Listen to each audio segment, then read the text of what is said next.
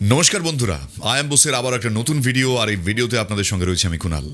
আজকের ভিডিওতে আমি আরও একবার আপনাদের প্রমাণ দেব যে ভগবানজি বা গুমনামি বাবা তিনি যে নেতাজি, এবং এই নিয়ে বহু কথা বহুবার হয়েছে, কিন্তু আজকের এই ভিডিওর মধ্যে দিয়ে আপনাদের পরিষ্কার করে দেবো আরও একবার এমন এক ডকুমেন্ট যা আমার কাছে রয়েছে, বা এমন এক জায়গায় আমি গিয়েছিলাম যেখান থেকে আরও একবার পরিষ্কার হয় যে তিনি সুভাষচন্দ্র ছাড়া আর কেউ নন। আজকের ভিডিওটি আপনারা খুব মনোযোগ দিয়ে দেখবেন, কারণ আজকের ভিডিওটি দুটো পার্ট রয়েছে। প্রথম পার্ট আপনাদের যেখানে পরিষ্কার করে আমি দেখাবো এই ভিডিওর মধ্যে যে ভগবানজি বা গুমনামি বাবা তিনি নেতাজি, এবং দ্বিতীয় পার্ট আমি যখন সেখানে ভিডিও করতে গিয়েছিলাম আমার সমস্ত ফুটেজ ডিলিট হয়ে যায়, তারপর আমাকে সেখানে ভিডিও করতে আর অনুমতি দেওয়া হয়নি। কেন তারপর আমাকে অনুমতি দেওয়া হলো না? তাহলে আপনি প্রশ্ন করবেন যে সেকেন্ড হাফে আপনি ভিডিওটি কিভাবে দেখাচ্ছেন। সেকেন্ড হাফের ভিডিও কিছু আমার মোবাইলে শ্যুট করা ছিল এবং আমার বন্ধুর মোবাইলে শ্যুট করা ছিল, সেই ফুটেজ আমার কাছে ছিল, সেগুলোই আপনাদের সামনে তুলে ধরছি আজকের এই ভিডিওতে। তাই আজকের ভিডিওতে আপনারা একেবারেই যেটা বলে না, আরও একবার মনোযোগ দিয়ে এই পার্টটা দেখুন, এই ভিডিওটা দেখুন, যেখানে পরিষ্কার হয়ে যাবে যে এর পেছনে অতীতেও ষড়যন্ত্র ছিল, আজও ষড়যন্ত্র রয়েছে। এবং নেতাজি সত্য বাইরে আসে না কেন বলে আপনারা বারবার যারা চিৎকার করেন তাদের আজকে বলি, এই ভিডিওটি দেখার পরও প্রশ্ন আপনাদের কাছেই রাখবো, উত্তর আপনারা খোঁজার চেষ্টা করবেন যে এত কিছু বলার পর, এত কিছু জানানোর পরও কি আপনারা চুপ করে বসে থাকবেন আর সন্দেহ প্রকাশ করে বলবেন যে গুমনামি বাবাই কি নেতাজি? যাই হোক, সেসব প্রশ্ন নয় বারবার আপনারা করতেই পারেন, কিন্তু এইসব প্রমাণ আপনাদের খুব একটা কেউ আয়াম বোস ছাড়া আপনাদের সামনে এইভাবে প্রেজেন্ট আজ পর্যন্ত কেউ করেনি। ইভেন আয়াম বোস চ্যালেঞ্জ করে বলতে পারে শুধুমাত্র ভারত নয়, গোটা পৃথিবীতে নেতাজিকে নিয়ে ডিজিটাল ফরম্যাটে এত ভিডিও আগে কেউ আনেনি। ডিজিটাল ফরম্যাটে অর্থাৎ ভিডিও ফরম্যাটে বই হয়তো অনেকেই লিখেছেন, কিন্তু সব কিছু যদি আপনি একসঙ্গে দেখতে চান, নেতাজির বিষয়ে একসঙ্গে জানতে চান, আয়াম বোস সেই প্ল্যাটফর্ম যে প্রথম থেকে কাজ করে এসেছে। তো আজকের ভিডিওটা শুরু করছি, আর আজকের ভিডিওর শুরুতেই রয়েছে এমন এক চিঠি যা এই রহস্য আমার বাড়িয়ে দিয়েছিল 2022 সালে, আর যার সন্ধান করতে গিয়ে আমি পৌঁছে গিয়েছিলাম অনুশীলন ভবনে। ইয়েস, সেই অনুশীলন সমিতি আর তারই একটা পার্ট এই অনুশীলন ভবন। শুরুতেই আপনাদের বলবো সেই চিঠির কথা, যে চিঠি অনুশীলন ভবন থেকে লেখা হয়েছিল।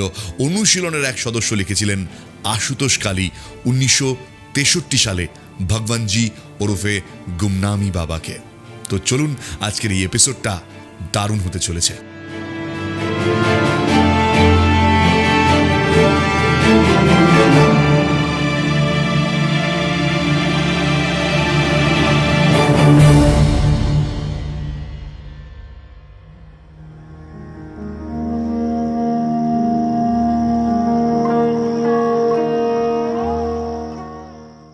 আশুতোষ কালী, অনুশীলন ভবন, 32/B, চণ্ডীঘোষ রোড, কলকাতা 40। শ্রদ্ধাস্পদেষু ভগবানজি, গত মে মাসে আমি আপনার সাথে সাক্ষাৎ করিবার এবং বর্তমান পরিস্থিতিতে আমাদের করণীয় বিষয়ে আপনার নির্দেশ লাভের অভিপ্রায়ে এখানে আসিয়াছিলাম। মাতাজি মারফত একটা চিঠি এবং মহারাজ শ্রী তৈলক্য চক্রবর্তীর জেলে 30 বছর বইখানার হিন্দি সংস্করণ এক কপি আপনাকে দিবার জন্য পাঠাইয়াছিলাম। সেই চিঠি বা পুস্তকের প্রাপ্তি স্বীকার আমাদের কাছে পৌঁছয়নি এবং আপনার সাক্ষাৎও পাই নাই। শুনিয়াছিলাম আপনি তখন সেখানে ছিলেন না। মূলত এই কারণেই তখন বেশি দিন অপেক্ষা না করিয়া আমি চলিয়া আসি। সেই সময় মাতাজি আমাকে যেরূপ স্নেহ ও যত্নে এখানে রাখিয়াছিলেন, এই প্রসঙ্গে তাহা বিশেষ শ্রদ্ধার সঙ্গেই আপনাকে জানাইতেছি। উল্লিখিত চিঠিতেও আমি জানাইয়াছিলাম এবং বর্তমান চিঠিতেও জানাইতেছি যে আপনার খবর পাইবার পর হইতেই আমরা অর্থাৎ অনুশীলনের পুরনো কর্মীরা আপনার নির্দেশ লাভ করিয়া তদানুযায়ী কর্মে প্রবৃত্ত হওয়ার একটা তীব্র প্রেরণা বোধ করিতেছি। আপনি মহারাজ সম্বন্ধে জানেন যে তিনি পূর্ব পাকিস্তানে আছেন। সেখানে কর্মের বিশেষ সুযোগ না থাকায় এবং তাহার শরীরও বিশেষ সুস্থ না থাকায় আমাদের অনুরোধে তিনি ভারতে আসিয়া থাকতে কতকটা রাজি হইয়াছিলেন, কিন্তু আপনার খবর শুনিবার পর তিনি এখানে আসার ইচ্ছা পরিত্যাগ করিয়াছেন এবং বিশেষ করিয়া আপনার অখণ্ড ভারতের স্বপ্ন ও সাধনার কথা জানায় তিনি পাকিস্তানে থাকিয়া কাজ করিবার সংকল্পই ব্যক্ত করিয়াছেন। তিনিও এখন আপনার নির্দেশের অপেক্ষায় রহিয়াছেন। এই নির্দেশ লাভের জন্য তিনি আমাকে আপনার সাথে প্রত্যক্ষ যোগাযোগ স্থাপনের জন্য লিখিয়াছেন। তাহার লেখা জেলে 30 বছর বইখানার বাংলা নূতন সংস্করণ এক কপি ডাক্তার পবিত্র মোহন রায়ের মারফত আপনার নিকট পাঠানো হইয়াছে। হয়তো উহা পাইয়াছেন।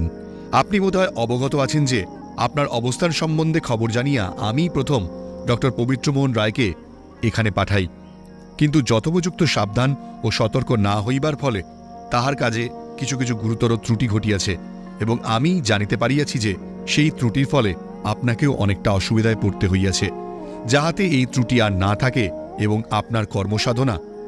এরপর চিঠিটি আমি আর পাইনি। আমি যখন সেখানে গিয়ে পৌঁছই এই অনুশীলন ভবনে যেখান থেকে এই চিঠি লেখা হয়েছিল, সেখানে মৃত্যুর পর ত্রৈলোক্য মহারাজ অর্থাৎ বিপ্লবী ত্রৈলোক্যরাজ চক্রবর্তীকে নিয়ে আসা হয়েছিল। তার মরদেহের কফিনটি আজও এখানে রাখা রয়েছে। আপনি চিঠিটি পড়ার পর বা শোনার পর বলবেন যে চিঠি কেন লিখেছিলেন, কাকে লিখেছিলেন অনুশীলন ভবন থেকে এই বিপ্লবী আশুতোষ কালী।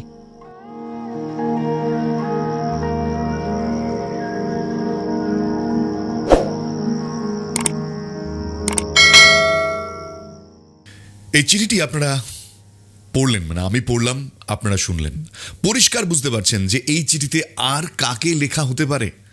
এই চিঠিটি 1963 সালে লেখা হয়েছিল এই অনুশীলন ভবন, এই যে আপনারা অ্যাড্রেস দেখতে পাচ্ছেন সেই অ্যাড্রেস থেকেই। এই অ্যাড্রেসটি পরিষ্কার করে দেখুন, অনুশীলন ভবন 32/B চণ্ডী ঘোষ রোড, কলকাতা 40। আশুতোষ কালী এই চিঠি লিখছেন। আশুতোষ কালী চিঠিতে যেটা লিখেছেন পরিষ্কার করে বুঝতে পারছেন, একদিকে তিনি ত্রৈলোক্য মহারাজের কথা বলছেন যে তিনি ভারতে আসতে চাইছিলেন না, অনেক কষ্ট করে তাকে ভারতে আনার কথা বলা হয়েছে, কিন্তু তিনি যখন খবর পাচ্ছেন যে সুভাষচন্দ্র অর্থাৎ নেতাজি স্বয়ং দেশে ফিরেছেন, তখন তিনি আর ফিরতে চাইছেন না, কারণ তিনি চাইছেন যে পাকিস্তানে বসেই তার যাবতীয় কার্যকলাপ তিনি করবেন। উল্লিখিত চিঠিতে আমি জানাইয়াছি এবং বর্তমান চিঠিতেও জানাইতেছি যে আপনার খবর পাইবার পর হইতেই আমরা অর্থাৎ অনুশীলনের পুরনো কর্মীরা আপনার নির্দেশ লাভ করিয়া তদানুযায়ী কর্মে প্রবৃত্ত হওয়ার একটা তীব্র প্রেরণা বোধ করিতেছি, এবং আপনি মহারাজ সম্বন্ধে জানেন বলে তিনি যখন আবার লিখছেন, এই মহারাজকে ত্রৈলোক্য মহারাজের কথা বলছেন। তিনি কি বলছেন যে তিনি পূর্ব পাকিস্তানে আছেন, এবং এই যে পূর্ব পাকিস্তানে কে আছেন তিনি হচ্ছেন ত্রৈলোক্যনাথ চক্রবর্তী, ত্রৈলোক্য মহারাজ। সেখানে কর্মের বিশেষ সুযোগ না থাকায় এবং তাহার শরীরও বিশেষ সুস্থ না থাকায় আমাদের অনুরোধে তিনি ভারতে আসিতে থাকতে কতকটা রাজি হয়েছিলেন, কিন্তু তিনি বলছেন যে যখনই আপনার খবর তিনি শোনেন তিনি এখানে আসার ইচ্ছা পরিত্যাগ করেছেন, এবং বিশেষ করে আপনার অখণ্ড ভারতের স্বপ্ন, the point to be noted, আপনার অখণ্ড ভারতের স্বপ্ন ও সাধনার কথা জানিয়া তিনি পাকিস্তানে থাকিয়া কাজ করিবার সংকল্পই ব্যক্ত করিয়াছেন। মানে অখণ্ড ভারতের স্বপ্ন নেতাজির, এবং সেখানে আপনি পরিষ্কার করে এখানে দেখতে পাচ্ছেন সেই চিঠিতে লেখা আছে তিনি এখন আপনার নির্দেশের অপেক্ষায় রইয়াছেন, এবং এই নির্দেশ লাভের জন্য তিনি আমাকে আপনার সাথে প্রত্যক্ষ যোগাযোগ স্থাপনের জন্য লিখিয়াছেন, এবং তাহার লেখা জেলে 30 বছর বইখানার বাংলা নূতন সংস্করণ এক কপি ডাক্তার পবিত্রমোহন রায়ের মারফত আপনার নিকট পাঠানো হইয়াছে।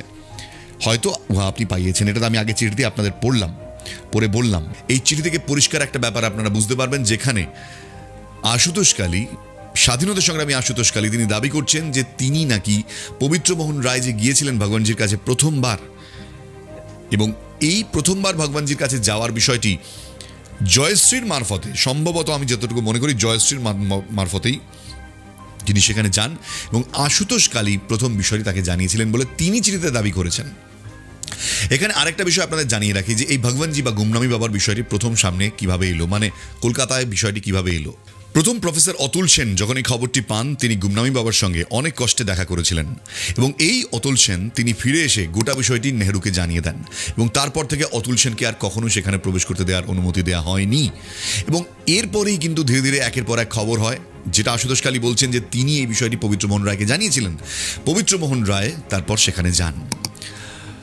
পুরো ব্যাপারটা এরপর আপনারা অনেকটাই জানেন, কিন্তু একটা জিনিস দেখুন, এই চিঠিটি পাওয়ার পর আমার প্রথম প্রশ্ন মনে জেগেছিল যে হুইজ আশুতোষ কালী। আমি এই আশুতোষ কালীর ব্যাপারে খুঁজতে খুঁজতে অনুশীলনের সম্পর্কে আমি জানতে পারি, এবং অনুশীলন ভবন থেকেই আমাকে ডাকা হয়, কারণ তারাই ভিডিওটি যখন দেখেন তাদের মধ্যেও অনেক প্রশ্ন ছিল, সেই প্রশ্নের গ্যাপগুলো কোথায় হয়তো ভরে যাচ্ছিল আমার ওই ভিডিও যেটা আমি ভগবানজিকে নিয়ে বানিয়েছিলাম ফৈজাবাদে।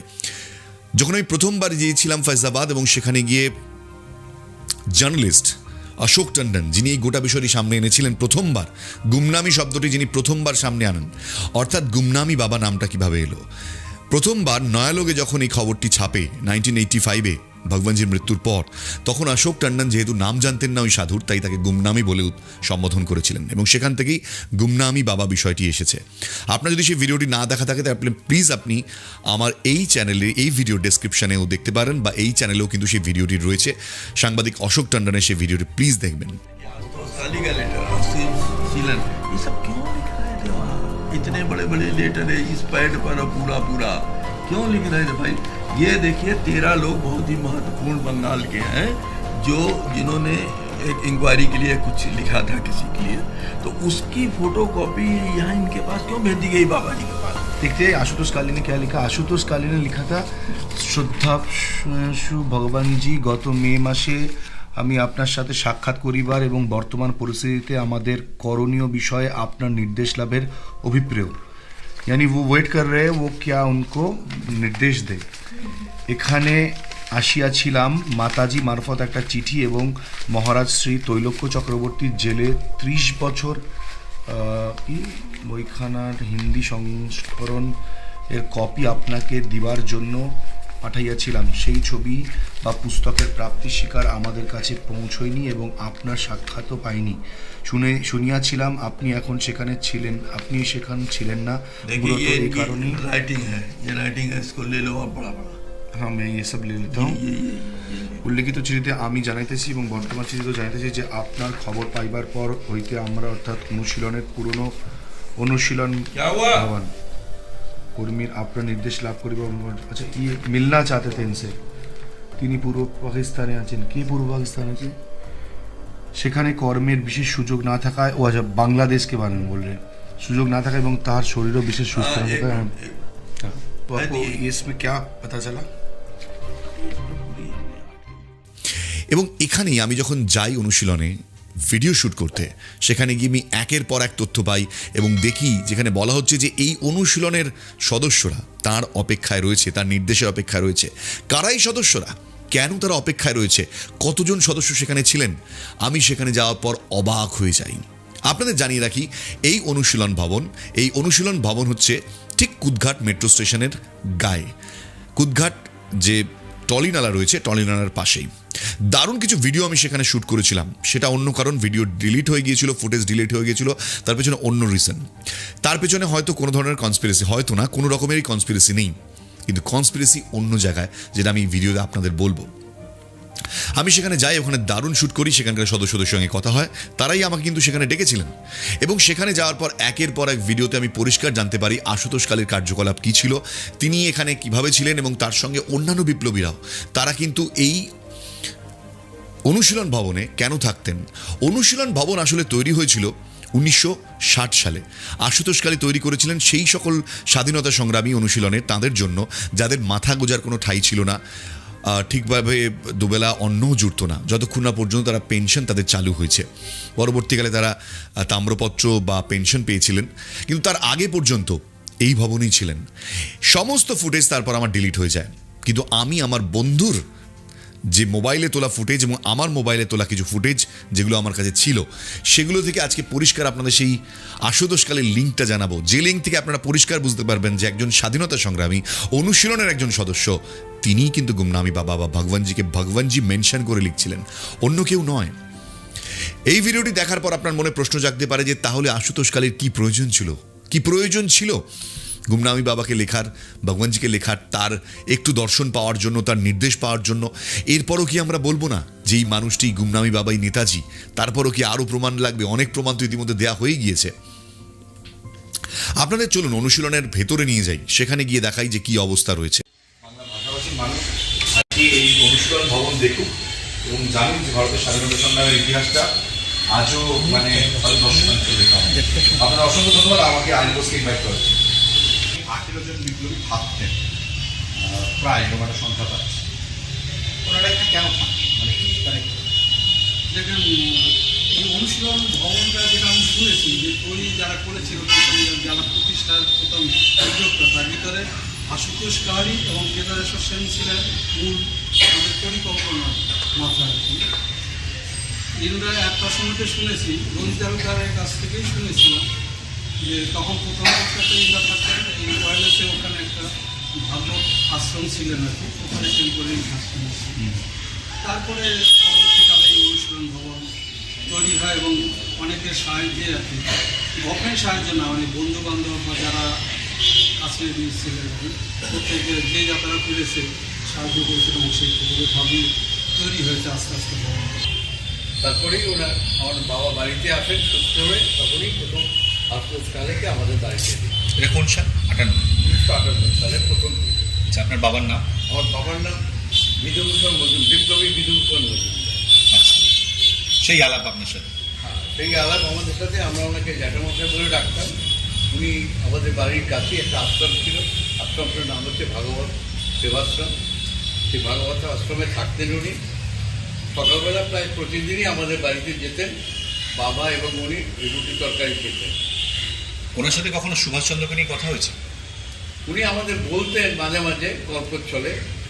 সুভাষ বসুর সাথে বাবারও ব্যক্তি পরিচয় ছিল, কারণ আশুতোষ কাহালি এবং বাবার মধ্যে একটা জায়গায় আলোচনা হতো, ত্রিপুরী কংগ্রেসে ব্যাপার নিয়ে দুজনের মধ্যে আলোচনা হতো যে আমাদের আরও সেই সময় সক্রিয় থাকা উচিত ছিল। আমরা কিন্তু ভারতবর্ষের অন্যান্য প্রভিন্সের লোকদের সেভাবে বোঝাতে পারিনি, তাই গান্ধীজি সুযোগ পেয়েছিলেন সুভাষ বোসকে সরিয়ে দিতে। এইটা, এই আলোচনাটা আমি দুজনের মধ্যে শুনেছি। আমি একদিন উঠে যাচ্ছিলাম, তখন আমাকে আমি জ্যাঠামণি বলে, বোস না, শোন না কি বলছি আমরা।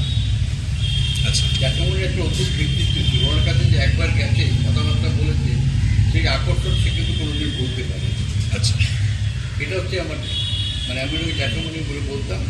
তারপরে যখন এই ভবন শুরু হয়, তখন আমি প্রথম দিন দিকেছিলাম, যেদিন প্রথম মাটি কাটা হলো ভবনের জন্য, বললো এরপরে যখন ভবনটা মোটামুটি তৈরি হয়ে গেল, মোটামুটি মানে তখন এখান থেকে একটা কাজ করা হতো। এই অঞ্চলের দুস্থ যারা ছিলেন তাদের উনি রেড ক্রসের মাধ্যমে ওই মানে মিল্ক পাউডার বা অন্যান্য খাদ্যদ্রব্য কিছু জোগাড় করে আনতেন এবং এখানকার দুস্থ যারা ছিলেন তাদের বাড়ি বাড়িতে যে অতি গোপনে বিতরণ করতেন।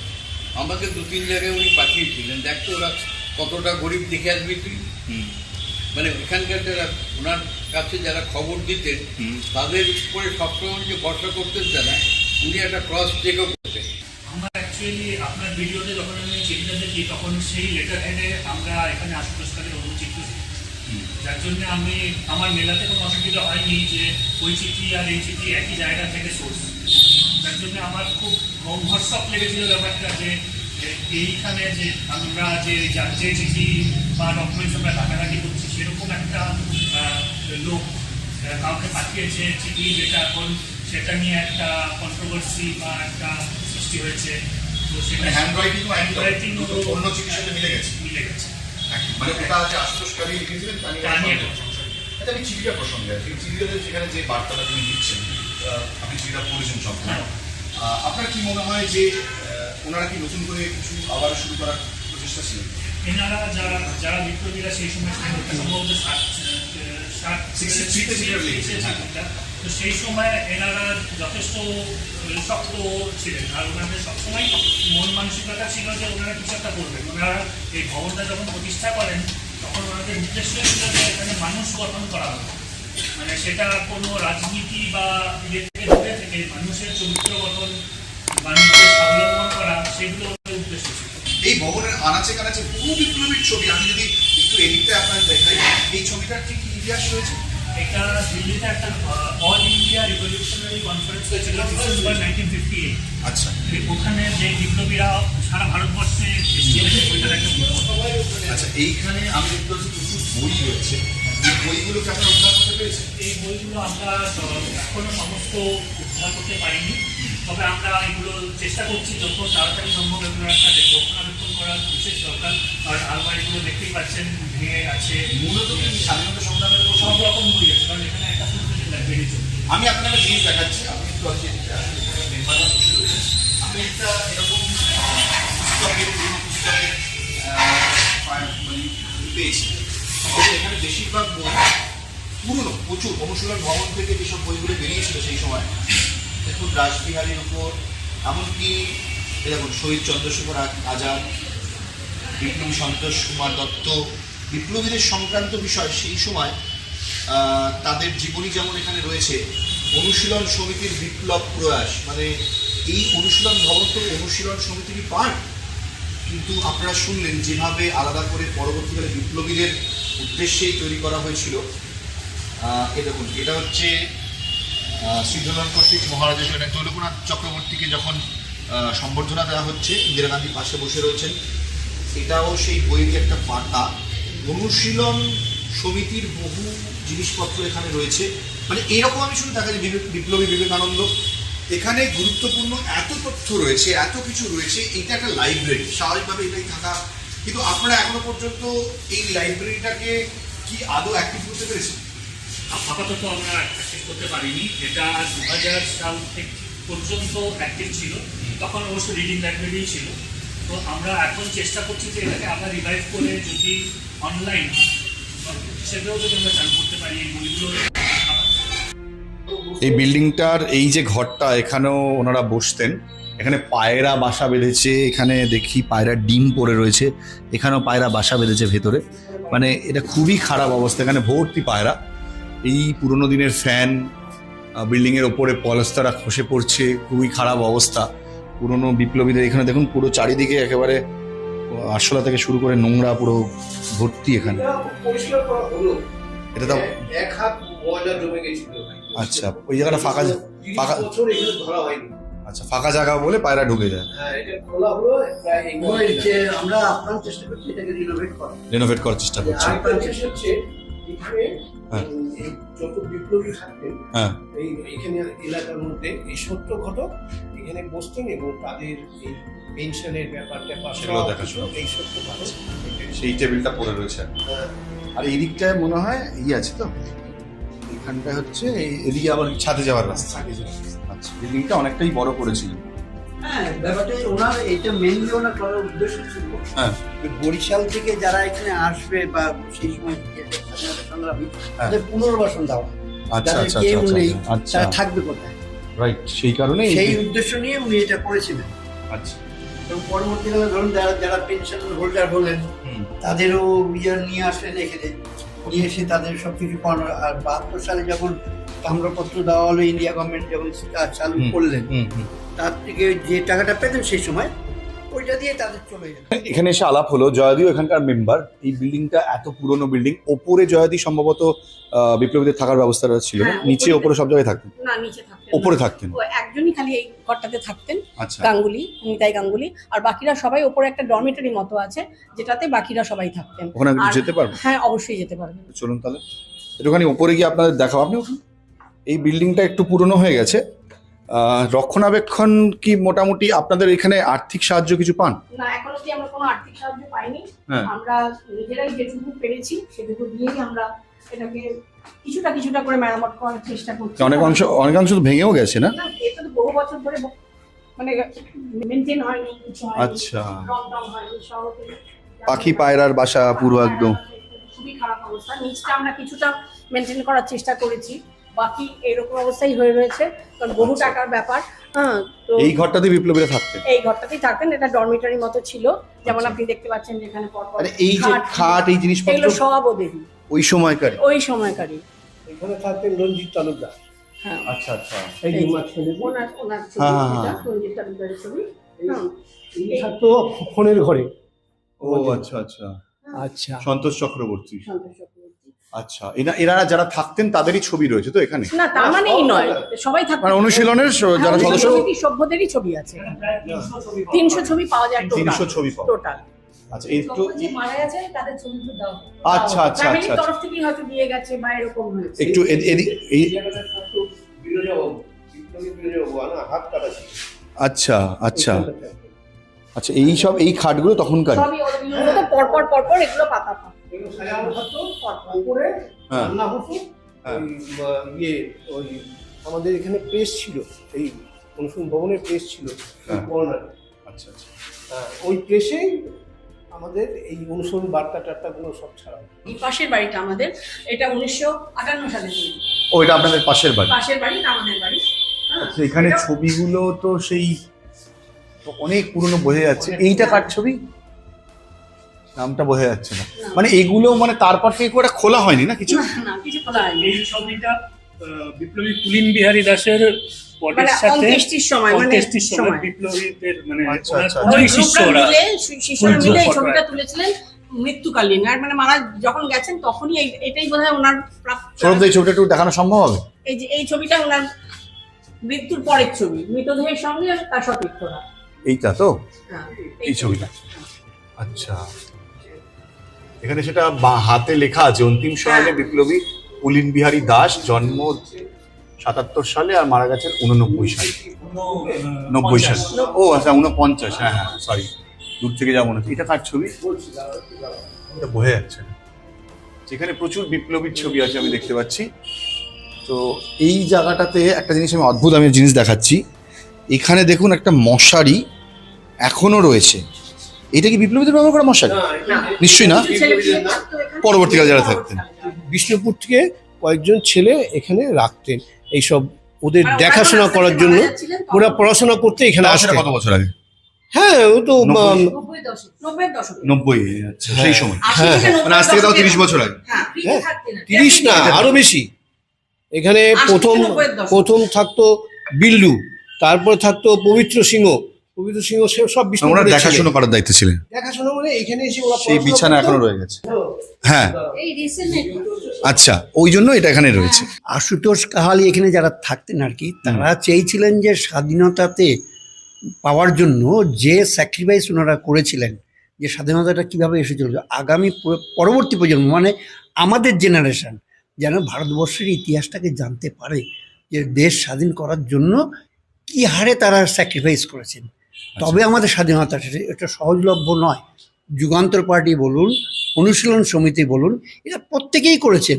আর এই বিল্ডিংটা খুব ঐতিহ্যশালী। যেমন কথা বলতে গেলে গায়েলাম দিয়ে ওঠে, যেটা হচ্ছে এখানে কে না এসেছেন। আমরা অনেককেই দেখেছি, তখন তত বুঝতাম না, যেহেতু স্কুলে পড়তাম, 2-3-তে পড়ি। আমরা দেখেছি এখানে তৈলক্য মহারাজকে দেখেছি, আমরা দেখেছি এখানে যখন প্রতিষ্ঠা দিবসে যখন ওর অনুষ্ঠান হতো, সেখানে ছোড়া খেলা, লাঠি খেলা, বিভিন্ন সেই কালচারটা তখনও ছিল। ছিল। এবং আপনার ব্রতচারীকে নিয়ে আসা হতো, রাইট, ব্রতচারী এখানে বিভিন্ন ধরনের প্রোগ্রাম হতো। রাইট। আর আমরা মেনলি আসতাম কি, অনুষ্ঠান হচ্ছে যাব ওইখানে, আর আশুতোষ কাহালি এরা সব রয়েছেন, ওই ফ্ল্যাগ তোলা হবে, হওয়ার পরেই জিলিপি, সিঙ্গারা, যেটা হয়ে থাকে স্কুল জীবনে, সেই খাওয়ার লোভে লোভেই আসতাম। কিন্তু ওনারা, আমরা যখনই বসেছি কোনো না কোনো অছিলাতে বিভিন্ন রকম, তখন কিন্তু এইসব আলোচনা ওরা শুনিয়েছেন আমাদের। আপনার নামটা কি? আমার নাম অরিন্দম মুখার্জি। আচ্ছা, অরিন্দম বাবু যেমন বললেন, প্লাস এখানে দিদি একটুখানি সামনে আসুন। দিদি মাঝখানে একটা কথা বলছিলেন, একটুখানি আলোর দিকে যদি যাই আমরা খুব ভালো হয়। যে দিদি একটা কথা বলছিলেন যে আপনার পাশেই বাড়ি, আমি কথাটা মাঝখানে ইন্টারাপ্ট করে অন্য কিছু বললাম। আপনি আমাকে নিচে একটা ছোট্ট জিনিস বলছিলেন যে আপনি একটা তথ্য কারোর কাছ থেকে জানতে পেয়েছিলেন, খুব সামান্য, কি সেটা ছিল? সেটা ছিল যে অ্যাকচুয়ালি আমার শ্বশুরমশাই শ্যামাপদ মুখুটি মহাশয়, তিনি বিপ্লবী ছিলেন না, তিনি রেলের চাকুরিজীবী ছিলেন, অফিসার ছিলেন রেলে। তো তার সঙ্গে আশুতোষ কাহালির খুবই ভালো সম্পর্ক ছিল, একটু বড় বন্ধুর সঙ্গে যেরকম সম্পর্ক হয়, বয়সে বড় বন্ধুর সঙ্গে। রোজই আলোচনা করতেন, আমাদের বাড়িতেও যেতেন, উনি এ বাড়িতে রোজ আসতেন সকালবেলা চাটা নিতে, একসঙ্গে দুজনে মিলে চাটা খেতেন এখানে এই বারান্দায় বসে। এই যেখানে বসে আছি আমরা, দাঁড়িয়ে আছি এখন, এই বারান্দায় বসেই তারা চা খেতেন। আবার এই বারান্দা থেকে পড়েই আশুতোষ দাদু মারা যান, আশুতোষ দাদু এটার থেকে পড়ে মারা যান অ্যাক্সিডেন্টালি। কিন্তু তখন তাকে অনেক রকম জিজ্ঞাসা করা হতো। আমার হাজব্যান্ডরা তখন বাচ্চা ছিলেন, ছোট ছিলেন, শ্যামল মুখুটি, আমার ভাসুররা, তারা জিজ্ঞাসা করতেন যে নেতাজি কি হয়েছে, মানে উনি কি তাইহোকু বিমান দুর্ঘটনায় মারা গেছেন, নাকি সাইবেরিয়াতে আছেন, এরকম নানান ধরনের গল্প তখন প্রচলিত ছিল। তো তখন তারা, উনি বেশিরভাগ সময় চুপ করে থাকতেন, কিন্তু একবার বলেছিলেন তোমরা বুঝবা না, উনি আন্ডারগ্রাউন্ডে আছেন। আন্ডারগ্রাউন্ডে থাকা মানুষটার সঙ্গে কিন্তু পরবর্তীকালে উনি যোগাযোগ করেছিলেন। সেটা আপনি চিঠিটা দেখেছেন? এটা চিঠি নয়, এটা মুখে বলা। আপনি চিঠিটা কি দেখেছেন? হ্যাঁ, অবশ্যই চিঠিটা দেখেছি। যে একটা লিংক মিসিং ছিল, একটা missing আপনার ওই ছিল। ভিডিওটা দেখার পর ওই লিংকটা, আমি আপনার ভিডিও দেখার পর এটা কানেক্ট করতে পারলাম যে আশুদাদু যে বলেছিলেন যে উনি আন্ডারগ্রাউন্ডে আছেন, কিন্তু কখনোই খুলে বলেননি যে কোথায় ছিলেন বা কোথায় আছেন। হ্যাঁ, এটা আমার বাড়ির ছেলেমেয়েরা যখন ছোট ছিল, মানে আমার ভাসুররা, আমার হাজবেন্ড, এরা খুব জানতে চাইছেন আশু দাদুর কাছ থেকে যে এটা কি ব্যাপার। যেটা বললেন ওই লিঙ্কটা পেলেন, উনি লিঙ্কটা পেলাম, তখন আমার মনে পড়লো যে হ্যাঁ, উনি তো এটা বলতেন। কারণ আমারও একটা মনে হতো যে তাই হোক বিমান দুর্ঘটনা, ওনার মৃত্যু হয়নি, তাহলে উনি কোথায় আছেন? সত্যি কি সাইবেরিয়া জেলে আছেন নাকি অন্যত্র কোথাও রয়েছেন, আমাদের দেশে কি রয়েছেন নাকি নেই? হ্যাঁ, তো তখন আমার মনে হচ্ছিল আন্ডারগ্রাউন্ডে আছেন। যদি এটা আশু দাদু জানেন তাহলে নিশ্চয়ই উনি ভারতবর্ষেই কোথাও রয়েছেন। আমাদের বাবা মারা গেছে 1977 সালে। হ্যাঁ, আমরা খুব ছোট তখন, একদমই ছোট। আর বাবাকে ওইভাবে বোঝার বয়স আমাদের হয়নি। তবে দাদুর সাথে আমাদের যেটুকু কথা হতো ওই বয়সে, দাদু মারা গেছে 99 সালে। এবার দাদুর মুখে সবসময় শুনতাম যে নেতাজি মারা যায়নি, প্লেন ক্র্যাশ করে মারা যায়নি, এটা বিশ্বাস করতেন না। এবং দাদু অন্ধভক্ত ছিল নেতাজির একদম। হ্যাঁ, কারণ অশ্বিনী কুমার দত্তের হাত ধরে দাদুরা এই পার্টির সাথে ঢোকে আর কি, স্বাধীনতা আন্দোলনের সাথে যুক্ত হয়। শুধু তাই নয়, নেতাজির সাথে আমার দাদু যখন নেতাজি বরিশালে গেছিলেন তখন রাত্রেবেলা রাত 2টোর সময় মিটিংয়ে, সেই মিটিংয়ে আমার দাদু উপস্থিত ছিলেন আর কি। একটা ফটো আছে, সে বলতেন সে যে ডায়মন্ড, সে এইভাবে মারা যেতে পারেন না। আমরা তো ভীষণ এক্সাইটমেন্ট, মানে মনে হচ্ছে যে আমাদেরই মনের কথা যেন আপনারা বলছেন আর কি, এরকম লাগছে। নিশ্চয়ই আশুতোষ কাওয়ালি যোগাযোগ রাখতেন, এটা যখন আমরা পেয়েছি তখন আমাদের মনে আরো বিশ্বাসী হয়েছে যে তারা নিশ্চয়ই বোকা ছিলেন না। হ্যাঁ, তারা কেন উদ্গ্রীব ছিল তার সাথে দেখা করতে, কেন তার সাথে দেখা করতে যেতেন। হ্যাঁ, তাই আমাদের মনের মধ্যে সুপ্তভাবে যেই ব্যাপারটা ছিল, হ্যাঁ, সেটা মনে হচ্ছে বেরিয়ে আসছে। হয়তো আপনার এই ভিডিওর মাধ্যমে আমরা আরো অনেক কিছু জানতে পারবো, তখন হয়তো আমরা সত্যি আরো প্রাউড ফিল করবো নিজেদের যে না, নেতাজি কে মানে ছিলেন উনি। এই যে অনুশীলন ভবন, এখানে কারা এসছেন কারা আসেননি এটা নির্দিষ্টভাবে বলা খুব ডিফিকাল্ট, কারণ যারা সেই সময় এখানে ছিলেন পরবর্তী প্রজন্মে অনেকেই নেই এখানে। যারা সিনিয়র রয়েছেন, যারা আমাকে এই তথ্যগুলো দিলেন, তাদের কাছ থেকে আমি অনেকটাই জানতে পারলাম। কিন্তু এই জায়গাটা যদি পরবর্তীকালে কোনোভাবে সেই পুরনো গৌরবটা আরও ফিরে পায়, আই এম বোসের সার্থকতা সেখানেই হবে। এখানে যারা রয়েছেন প্রত্যেকে সিনিয়র মেম্বার, যারা চেষ্টা করছেন বিষয়টাকে আপনাদের সামনে তুলে ধরতে। এক তো এই ভিডিওর মধ্যে দিয়ে আমি চেষ্টা করলাম যে সুভাষচন্দ্রের সঙ্গে কীভাবে আশুতোষ কাওয়ালির যোগাযোগ, এবং প্লাস আশুতোষ কাওয়ালির যে ব্যাকগ্রাউন্ড, তিনি কিভাবে এত বড় একটা কর্মকাণ্ড করার চেষ্টা করেছিলেন, তার সহযোগীদের হেল্প করার চেষ্টা করেছিলেন, তাদের পাশে থাকার চেষ্টা করেছিলেন। এইটাই কিন্তু আজকের এই বিল্ডিং থেকে পরিষ্কার বোঝা যাচ্ছে। এই ইতিহাস দেখার পরও কি চুপ করে বসে থাকবেন? এত কিছু তো দেখলেন, আমার ভিডিওগুলো ডিলিট হয়ে যাওয়ার পরও আমি কিছু ভিডিও আপনাদের সামনে তুলে ধরলাম। কিন্তু এখানে একটা প্রশ্ন আপনাদের বলে রাখি, যেটা আমার মনে কাজ করতে শুরু হয়। যখন ভিডিওর ক্লিপগুলো ডিলিট হয়ে যায়, আমি ওদেরকে ফোন করি, ওরা আমাকে টাইমও দেয় যেদিন আমি আবার রিশ্যুট করতে পারবো, এবং এর জন্য আমি খুব দুঃখিতও ছিলাম যে আমাকে রিশ্যুট করতে হচ্ছে। কিন্তু ঠিক আগের মুমেন্টে জানা যায় যে না, আমাকে আর রিশ্যুট করতে দেওয়া হবে না। ওই অনুশীলনের যারা দায়িত্বে রয়েছেন, যারা আমাকে ডেকেছিলেন তারা নন, যারা দায়িত্বে রয়েছেন তারা কোনোভাবেই আমাকে ওখানে ঢুকতে দিতে চান না। কেন? এর রহস্যটা কি এর পেছনে? যেখানে এত ইতিহাস লুকিয়ে রয়েছে, এত সত্য লুকিয়ে রয়েছে, এত প্রমাণ লুকিয়ে রয়েছে, তথ্য লুকিয়ে রয়েছে, এটি একটি লাইব্রেরি অনুশীলনের, আমাকে ঢুকতে দেওয়া হচ্ছে না কেন? কেন? তাহলে কি কোথাও আমি সেখানে ঢুকলে কিছুতে বাধা পড়তে পারে? এই ভবনটিকে নিয়ে অন্য কোনো চিন্তাভাবনা রয়েছে? কোনো বিজনেস মডেল এখানে তৈরি করা হতে পারে আগামী দিনে, যাতে এটা না হয়, গভর্নমেন্ট বিষয়টি সম্পর্কে না জানতে পারে, সে কারণেই আমাকে আটকে দেওয়া হলো। কোনো ক্লারিফিকেশন আমাকে দেওয়া হয়নি, কোনো ক্লারিফিকেশন। এমনকি যারা আমাকে সেখানে যাওয়ার পারমিশন দিয়েছিলেন, ব্যবস্থা করে দিয়েছিলেন, তাদের কাছ থেকে চাবিও নিয়ে নেওয়া হয় অনুশীলন ভবনের, আটকে দেওয়া হয় অনুশীলন ভবন, যাতে কেউ না ঢুকতে পারে। আর দ্য সেম কনস্পিরেসি, সমস্ত জায়গায় একই গল্প লুকিয়ে রয়েছে। ভাই, এই প্রশ্ন আমি আজকের ভিডিও আপনাদের সামনে তুলে দিলাম। আপনারা হয়তো পরবর্তীকালে এর খোঁজ আবারও করতে পারেন, আপনারা নিজেও চেষ্টা করে দেখতে পারেন। কিন্তু আমি আমার একটা জিনিস খুঁজতে চেয়েছিলাম, যেটা আমাকে খুঁজতে দেওয়া হলো না। কিন্তু যেটুকু তথ্য আপনাদের সামনে আমি তুলে ধরেছি, তার থেকে কি আপনার মনে এই প্রশ্নটা আরও একবার নিশ্চিত হয় না যে গুমনামি বাবার সঙ্গে যোগাযোগ করছিলেন এত মানুষ? আর এই আশুতোষ কাওয়ালির নাম আপনি আগেও শুনেছেন, কিন্তু আমি সেই ভবনটাকে আপনাদের সামনে তুলে ধরার চেষ্টা করলাম, যেখানকার মানুষজন, ব্যক্তি, যারা ওখানকার সদস্য, তাদের ইন্টারভিউ শোনানোর চেষ্টা করলাম। হতে পারে প্রপার ওয়েতে শোনাতে পারিনি, যেটুকু শোনাতে পেরেছি সেটাই বা কজন শোনাতে পেরেছে। এরকম অনেক ইতিহাস আড়ালে লুকিয়ে আছে, যেগুলো সামনে আসতে দেওয়া হচ্ছে না। আপনাদের সামনে আমি নিয়ে আসছি, আগামী দিনেও নিয়ে আসবো। সে কারণে আপনাদের কাছে একটা ছোট্ট অনুরোধ যে আই এম বোসকে প্লিজ সাবস্ক্রাইব না করে যাবেন না। আর এই ধরনের ভিডিও প্রচুর মানুষের কাছে ছড়িয়ে দিন, প্রচুর মানুষকে এই জিনিসটা পরিষ্কার করে মগজে ঢোকাতে সাহায্য করুন যে ইয়েস, হি ওয়াজ নেতাজি, আমার দেশেই ছিলেন, এবং কেন ছিলেন, কি পরিস্থিতির মধ্যে ছিলেন, কেন তাকে বাইরে আসতে দেওয়া হয়নি, এবং কোন পরিস্থিতিতে তিনি আর বেরিয়ে আসতে পারলেন না। কে মানছে, কে মানছে না, কে কি বলছে, কে কি বলছে না, সেসব শোনার আজ সময় নেই আমাদের। আমরা পরিষ্কার করে তথ্য নিয়ে কথা বলবো, তথ্যভিত্তিক কথা বলবো।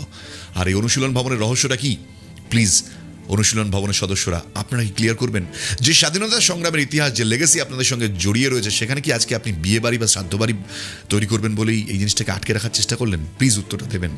আমাকে কেন আটকে দেওয়া হলো, তার পেছনে কোনো সদুত্তর নেই কেন আপনাদের কাছে? আমাকে এত বড় করে ডেকে নিয়ে যাওয়া হলো, তারপর লুকিয়ে ফেলা হলো কেন? এমন কিছু সত্য আমি বাইরে নিয়ে আসবো সে কারণেই কি? এটা তো সেই রামকথা সংগ্রহালয়ে গিয়ে হয়েছিল, আর আমার এলাকা, আমার টালিগঞ্জ, আমাদের বাড়ির এত কাছাকাছি কলকাতার মধ্যে, সেখানেও এই ধরনের লুকাচুপি কেন? এই উত্তর জানার চেষ্টা করব আমি, আমার মতন বহু মানুষ যারা নেতাজিকে ভালোবাসেন। আই এম বোসের এপিসোড এখানে শেষ করছি। দেখা হবে আবার একটা নতুন এপিসোডে। যেতে যেতে বলবো প্লিজ সাবস্ক্রাইব না করে যাবেন না। ভালো থাকবেন আর এই বিষয়টা মন থেকে বেরোতে দেবেন না। জয় হিন্দ।